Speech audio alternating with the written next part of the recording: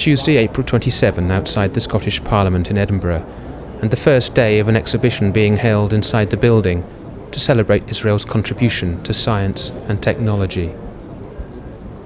Activists and supporters have come from all over Scotland to mark the event's opening day with a peaceful static demonstration and a series of speakers, including Jews, Palestinians, and elected members of the Parliament.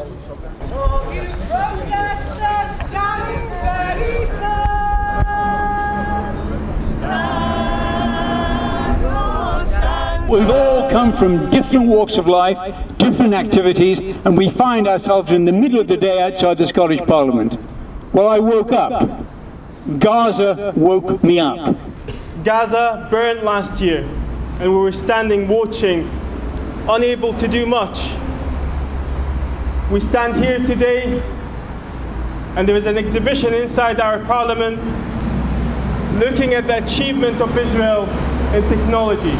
In this building, there is an exhibition on technological triumphs of Israel. And have no doubt, there are lots and lots of Israeli Jews who are extremely talented and loathe what their government is doing. We're here because we're fighting propaganda.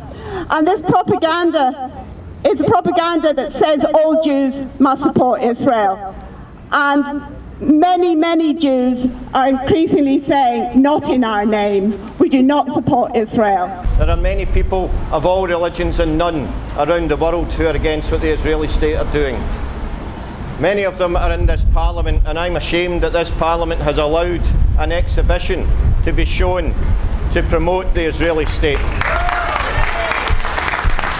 I hope that we remember that this peaceful demonstration shows the way that civilised humanity behaves, and not the murderous activities that sees the representation here of 400 white coffins for 400 children murdered by the Israeli state. We have a common language, human rights for everybody. Jews are welcome, Muslims are welcome, everybody who wants to fight for human rights is welcome.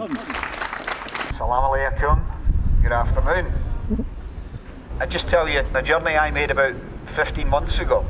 In a small open boat from Larnaca, we were actually heading for Gaza. And I can only reflect on some of the things I saw. Children without access to incubators, no paediatric defibrillators. But my journey was even more significant on the way back because we had a number of young and old people who had legitimate international permission to leave Gaza. And we had a limited number of places on the small boat that we were on. And we drew lots.